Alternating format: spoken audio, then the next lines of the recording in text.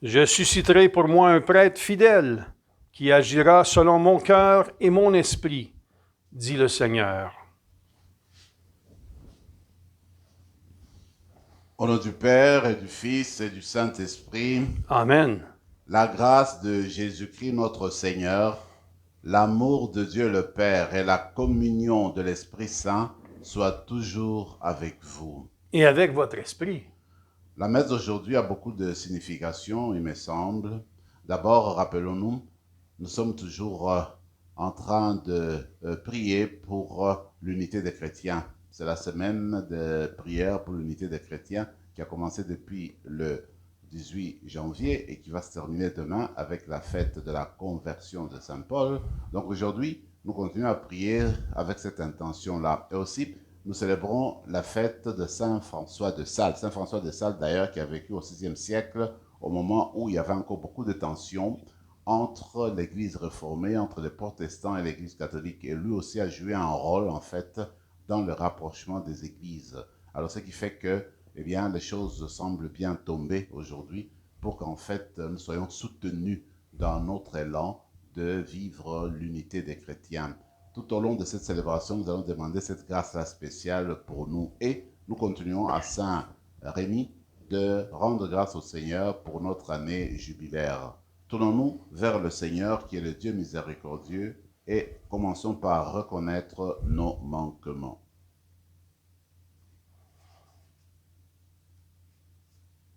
Je confesse à Dieu Tout-Puissant, je reconnais devant vous, frères et sœurs, que j'ai péché en pensée, en parole, par action et par omission.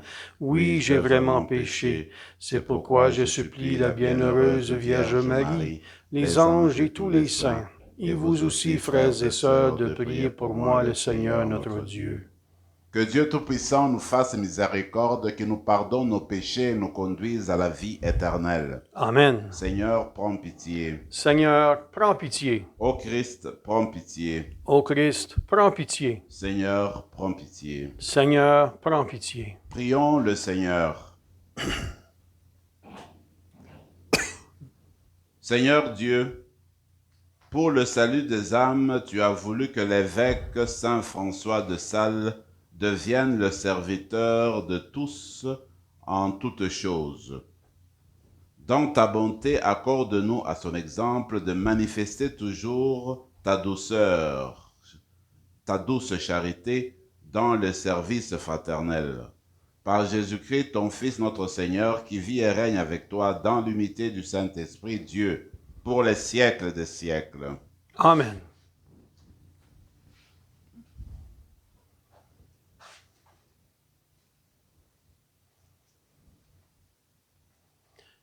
De la lettre aux Hébreux. Frères et sœurs, la loi de Moïse ne présente que l'ébauche des biens à venir, et non pas l'expression même des réalités. Elle n'est donc jamais capable, par ses sacrifices, qui sont toujours les mêmes, offerts indéfiniment chaque année, de mener à la perfection ceux qui viennent y prendre part. Si ce culte les avait purifiés une fois pour toutes, ils n'auraient plus aucun péché sur la conscience et, dans ce cas, n'aurait-on pas cessé d'offrir les sacrifices? Mais ceux-ci, au contraire, comportent chaque année un rappel des péchés. Il est impossible, en effet, que du sang de taureau et de bouc enlève les péchés. Ainsi, en entrant dans le monde, le Christ dit : « Tu n'as voulu ni sacrifice, ni offrande, mais tu m'as formé un corps. Tu n'as pas agréé les holocaustes, ni les sacrifices pour le péché. Alors, je dis, me voici, je suis venu, mon Dieu, pour faire ta volonté, ainsi qu'il est écrit de moi dans le livre. » Et le Christ commence donc par dire : « Tu n'as pas voulu ni agréer les sacrifices et les offrandes, les holocaustes et les sacrifices pour le péché, ceux que la loi prescrit d'offrir. » Puis, il déclare : Me voici, je suis venu pour faire ta volonté. Ainsi, il supprime le premier état des choses pour établir le second. Et c'est grâce à cette volonté que nous sommes sanctifiés par l'offrande que Jésus-Christ a fait de son corps une fois pour toutes. Parole du Seigneur. Nous rendons grâce à Dieu. Me voici, Seigneur, je viens faire ta volonté. Mais voici, Seigneur, je viens faire ta volonté. D'un grand espoir, j'espérais le Seigneur. Il s'est penché vers moi. Dans ma bouche, il a mis un chant nouveau, une louange à notre Dieu. Mais voici, Seigneur, je viens faire ta volonté. Tu ne voulais ni offrande ni sacrifice. Tu as ouvert mes oreilles. Tu ne demandais ni holocauste ni victime. Alors j'ai dit, voici, je viens. Mais voici, Seigneur, je viens faire ta volonté. J'annonce la justice dans la grande assemblée. Vois, je ne retiens pas mes lèvres. Seigneur, tu le sais. Mais voici, Seigneur, je viens faire ta volonté. Je n'ai pas enfoui ta justice au fond de mon cœur. Je n'ai pas caché ta fidélité, ton salut. J'ai dit ton amour et ta vérité à la grande assemblée. Mais voici, Seigneur, je viens faire ta volonté. Alléluia, Alléluia. Tu es béni, Père, Seigneur du ciel et de la terre. Tu as révélé aux tout petits les mystères du royaume. Alléluia.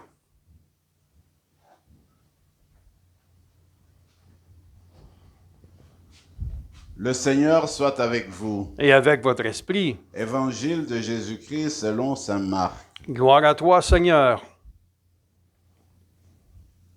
En ce temps-là, comme Jésus était dans une maison, arrivent sa mère et ses frères. Restant dehors, ils le font appeler. Une foule était assise autour de lui, et on lui dit, « Voici que ta mère et tes frères sont là dehors. Ils te cherchent. » Mais il leur répond, « Qui est ma mère? Qui sont mes frères? » Et parcourant du regard ceux qui étaient assis en cercle autour de lui, il dit, « Voici ma mère et mes frères. Celui qui fait la volonté de Dieu, celui-là est pour moi un frère, une sœur, une mère. » Acclamons la parole de Dieu. Louange à toi, Seigneur Jésus.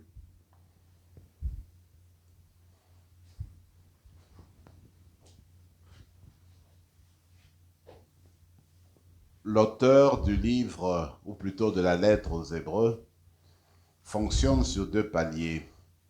Il vient chaque fois revenir sur la loi de Moïse, sur l'ancienne alliance, pour ensuite la comparer à la nouvelle alliance et la rattacher à Jésus, qui est justement au centre de cette nouvelle alliance avec Dieu. Par exemple, aujourd'hui, il rappelle que selon la loi de Moïse, il fallait à chaque fois offrir des sacrifices au temple pour la rémission des péchés, pour le pardon des péchés. Alors il fallait le sang de taureau, il fallait le sang des holocaustes, de différents types, n'est-ce pas, qui viennent du monde animal, pour libérer l'être humain de son péché. Mais, précise l'auteur, malgré tous ces sacrifices qui se faisaient presque tous les jours, toutes les années, eh bien, le péché ne pouvait pas disparaître parce que les sacrifices revenaient à tout moment. Il fallait les offrir. Alors, l'auteur de conclure, en réalité, le sang de bélier, le sang de taureau ne pouvait pas libérer l'être humain de son état de pécheur, ne pouvait pas effacer les péchés des humains. Alors il poursuit, il dit par contre, Jésus, lui, quand il est venu sur la terre, il s'est offert complètement à son Père, toute sa vie il l'a mise dans la disposition, il l'a mis à la disposition de son Père, dans les mains de son Père. Et voilà que l'auteur utilise le psaume 40 comme pour exprimer les mouvements intérieurs de Jésus. Voici, Seigneur, tu ne voulais pas d'holocauste, tu ne voulais pas de sacrifice de bélier, tu ne voulais pas de tout cela parce que on les a offerts depuis le début, mais il n'y a pas eu de rémission des péchés. Voilà pourquoi moi-même je viens. Alors moi, je ne t'offre pas de sacrifice de bélier, je ne t'offre pas d'holocauste du tout, pas d'animal du tout, rien du tout. Mais ce que je t'offre, c'est ma personne entière, c'est ma volonté. Je me mets à ta disposition, c'est toute ma personne que je t'offre. Et l'auteur de conclure, avec cette offre du Seigneur, l'offre de sa personne, de son être, de sa vie, eh bien, nous avons obtenu, une fois pour toutes, le pardon des péchés. Parce que par le sacrifice de Jésus sur la croix, par le don de sa vie, eh bien, nous avons obtenu la réconciliation avec Dieu. Nous avons obtenu le pardon une fois pour toutes, dit l'auteur. Effectivement, le Seigneur ne meurt plus plusieurs fois, n'est-ce pas, pour avoir le pardon des péchés. Il meurt une fois pour toutes. Et toute personne qui s'attache à lui, qui s'ouvre à la croix du Christ, qui va déposer ses péchés sous la croix du Christ, eh bien la personne en est libérée. Et quand on est libéré du péché, on est libéré une fois pour toutes. Quand je vais à la confesse, que je présente mon péché, ce péché-là est pardonné une fois pour toutes. Ça ne revient plus. Si je retombe encore une fois, eh bien je pourrais revenir, d'accord. Mais le péché qu'on a présenté, c'est parti. Tu n'as plus besoin de revenir là-dessus. Parfois, tu peux trouver des âmes qui se préoccupent, qui se posent des questions de savoir si vraiment la confession qui a été faite d'une manière appropriée. Ce qui est sûr, quand Dieu pardonne à la confesse, le péché est pardonné une fois pour toutes. Ce péché-là que tu as confessé, c'est parti. Parce que, eh bien, c'est grâce au sacrifice, à la vie que Jésus a donnée, que le péché est pardonné une fois pour toutes.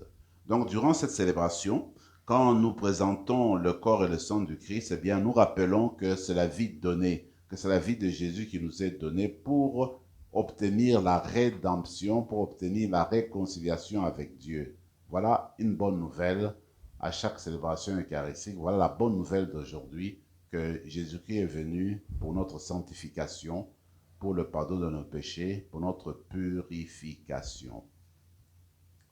Mais maintenant, dans l'évangile d'aujourd'hui, eh bien, Jésus est en train de prêcher, nous dit-on. Et voilà que sa famille vient frapper à la porte. On veut le prendre comme si on voulait le faire revenir à la maison. Avant ce récit, vous vous rappelez que Jésus a vécu à Nazareth. On le sait dans l'histoire de sa vie. Il a vécu 30 ans à Nazareth en silence. C'est ce qu'on appelle la vie cachée de Jésus. Il était très bien connu à Nazareth. Les gens le connaissaient, le côtoyaient. Et probablement qu'il travaillait comme menuisier, comme son père Joseph, le père nourricier, était menuisier. Probablement que Jésus faisait ce travail-là. Et il était connu de tout le monde, il connaissait tout le monde, c'était un petit village.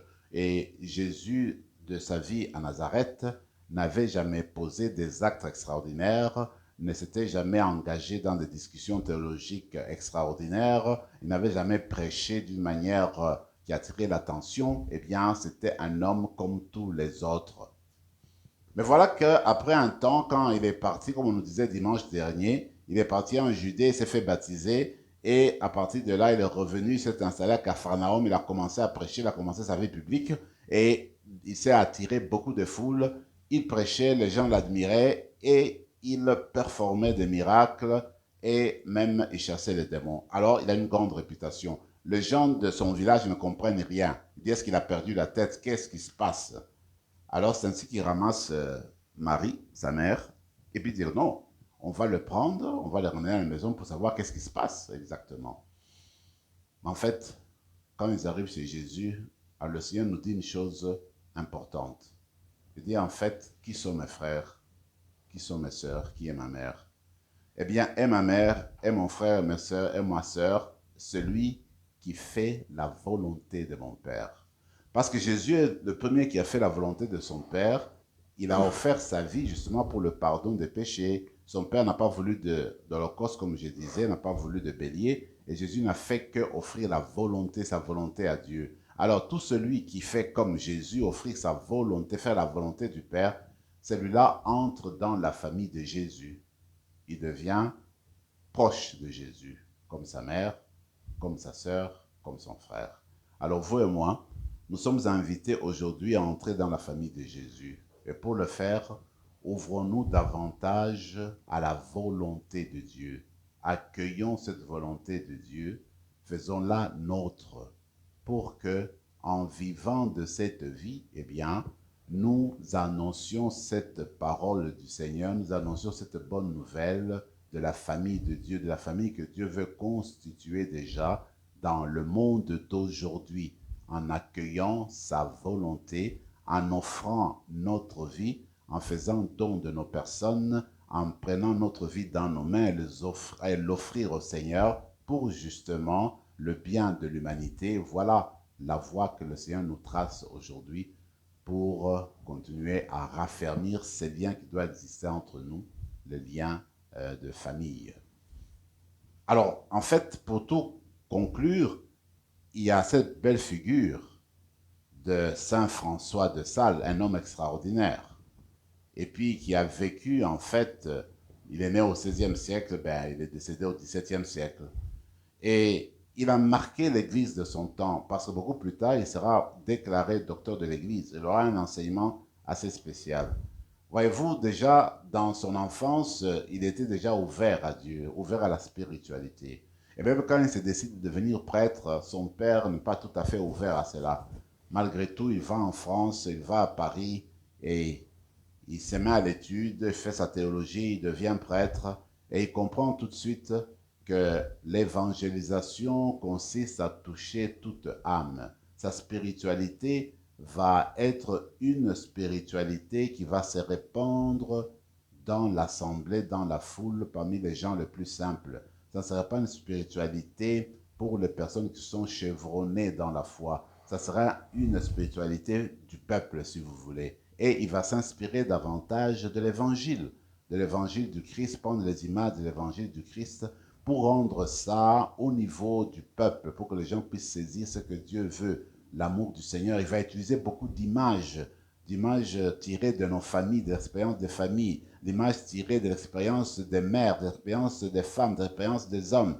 Et cela va permettre, n'est-ce pas, au peuple de comprendre c'est quoi l'amour de Dieu, ce que Dieu veut pour nous aujourd'hui. Et même quand il fonde sa congrégation avec Saint Jeanne de Chantal, eh bien, qu'est-ce qui se passe? Eh bien, c'est une famille où ça devient un foyer où on prie, on se met ensemble, on adore le Seigneur et on essaie de vivre cet amour que le Seigneur nous propose au jour le jour dans l'Évangile. En fait, dans la vie de Saint François de Sales, c'est du concret. C'est de jour au jour qu'il faut vivre cette parole de Dieu. Et comme je le disais au début, il a vécu dans cette tension entre les réformés et l'Église catholique. Et même, il n'a jamais en fait célébré des messes dans sa propre cathédrale, parce qu'à l'époque, sa cathédrale de Genève était prise par les réformés. Et lui, malgré tout, il a continué à évangéliser, à parler de la réconciliation, de la paix. Il a essayé dans ce dialogue théologique d'être un pont, n'est-ce pas, qui essaie de rapprocher les églises. Alors c'est un exemple, en fait, c'est un modèle aujourd'hui pour cette semaine de prière pour l'unité des chrétiens. Nous devons nous appuyer sur lui et essayer de faire ce qui est en notre pouvoir pour nous rapprocher davantage, nous autres, les disciples du Christ. Il y a une belle phrase que j'ai beaucoup aimée de lui quand il revient sur le double amour, l'amour pour Dieu et l'amour pour le prochain. Lui dit que, eh bien, cet double amour est né en fait comme des jumeaux, sont des jumeaux qui sont nés du sein de la miséricorde de Dieu. Aimer Dieu, aimer son frère. Il me semble que c'est ce que nous allons demander comme grâce aujourd'hui, qu'à partir de notre sein à nous, à partir de notre vie quotidienne, que naissent toujours ces jumeaux-là, l'amour pour Dieu, l'amour pour le prochain. Même dans notre effort pour rebâtir l'unité chrétienne, que nous puissions faire naître de nous l'amour pour Dieu et l'amour pour le prochain, que ces jumeaux nous accompagnent incessamment. Que l'Eucharistie de ce matin nous rapproche davantage du Christ, qui fasse de nous des personnes toutes données aux autres pour la réconciliation des humains, la réconciliation des chrétiens. Amen. Amen.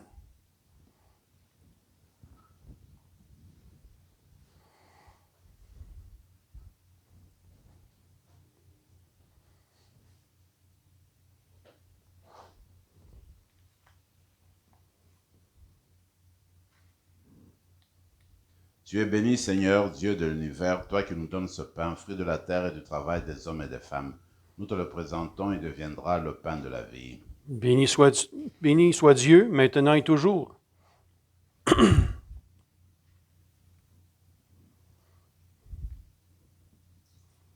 c'est toi, Seigneur, le vin pour le sacrement de l'Alliance, puisse mettre une à la divinité de celui qui a fait notre humanité. Tu es béni, Seigneur, Dieu de l'univers, toi qui nous donnes ce vin, fruit de la vigne et du travail des hommes et des femmes. Nous te le présentons, il deviendra le vin du royaume éternel. Béni soit Dieu, maintenant et toujours. Humbles et pauvres, nous te supplions, Seigneur, accueille-nous. Que notre sacrifice en ce jour, pour grâce devant toi, lave-nous de nos fautes, Seigneur.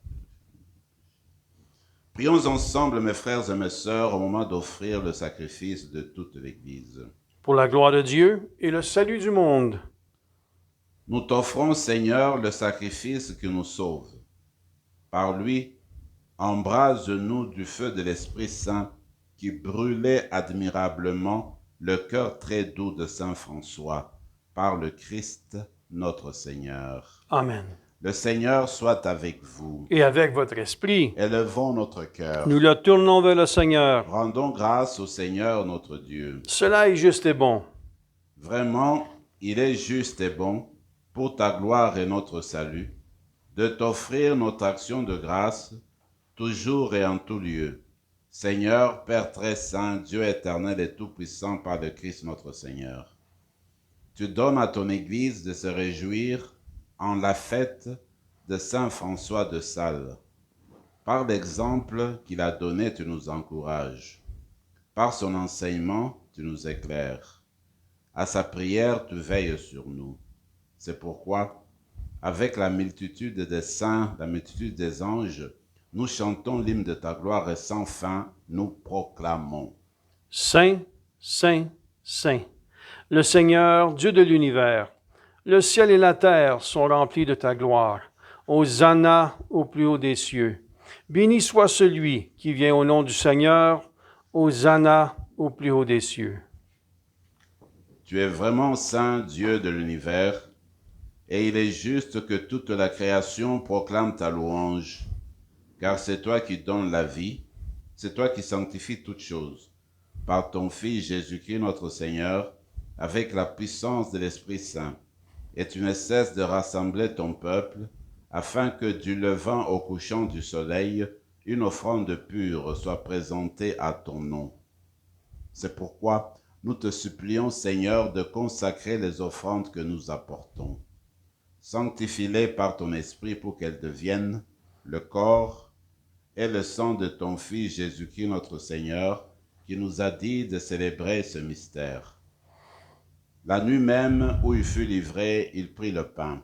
En te rendant grâce, il dit la bénédiction.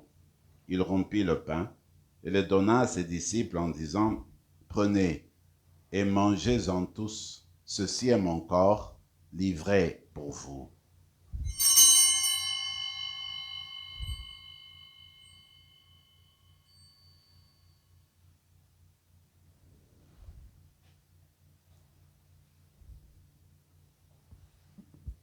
De même, après le repas, il prit la coupe.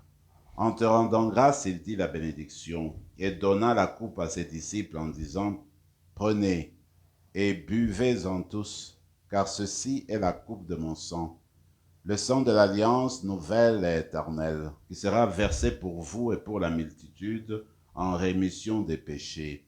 Vous ferez cela en mémoire de moi. »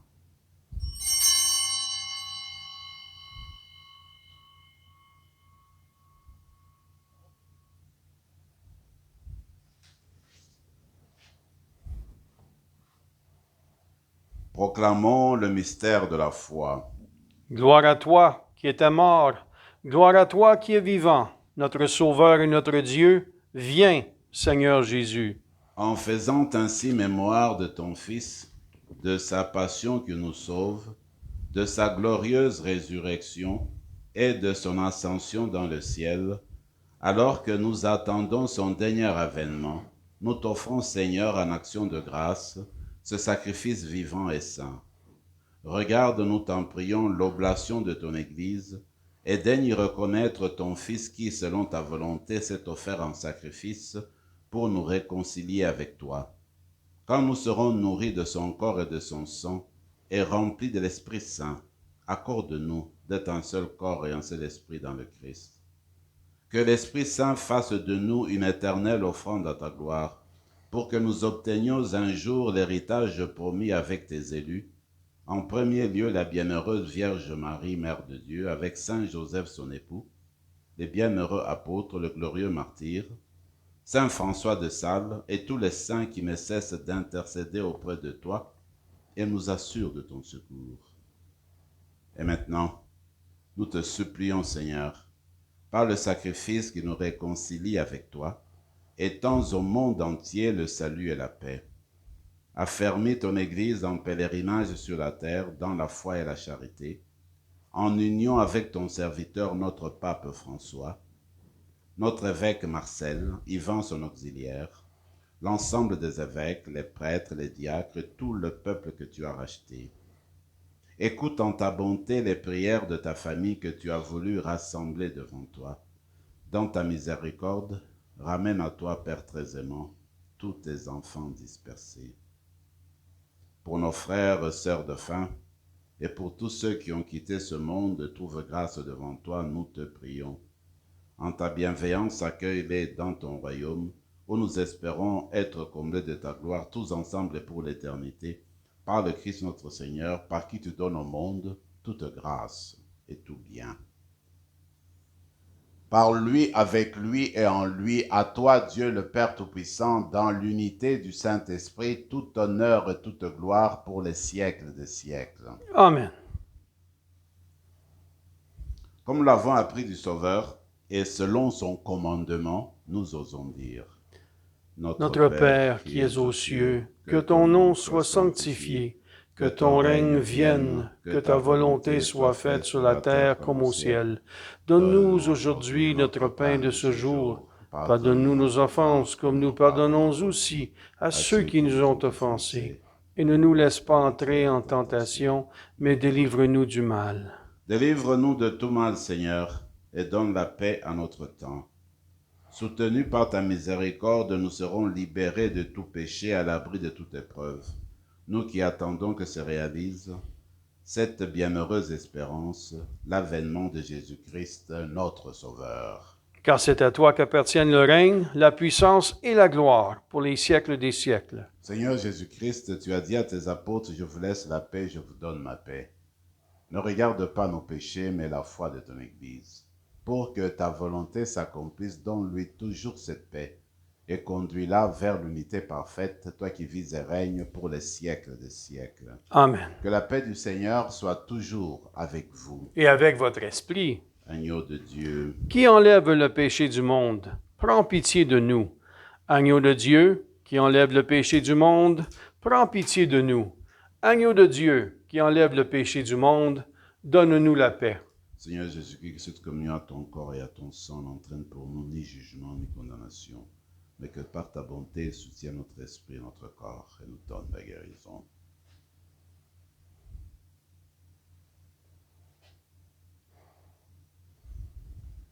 Voici le vrai sacrifice auprès du Père. Il est l'agneau de Dieu, celui qui enlève les péchés du monde. Heureux les invités au repas des noces de l'agneau. Seigneur, je ne suis pas digne de te recevoir, mais dis seulement une parole et je serai guéri. Que le corps et le sang du Christ nous gardent pour la vie éternelle. Amen.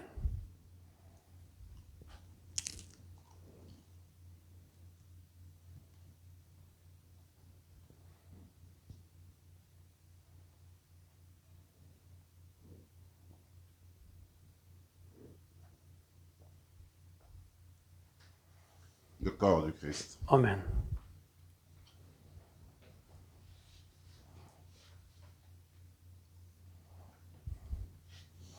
Prenons quelques moments de silence et de prière dans nos cœurs.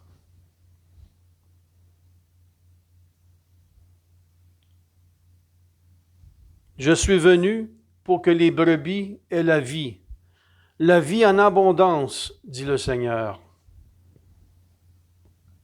Par le sacrement que nous avons reçu, accorde-nous, Dieu Tout-Puissant, d'imiter sur la terre la douceur et la charité de Saint François pour obtenir avec lui la gloire du ciel. Par le Christ, notre Seigneur. Amen. Le Seigneur soit avec vous. Et avec votre Et esprit. que Dieu Tout-Puissant vous bénisse, le Père, le Fils et le Saint-Esprit. Amen. Allez dans la paix du Christ. Nous rendons grâce à Dieu.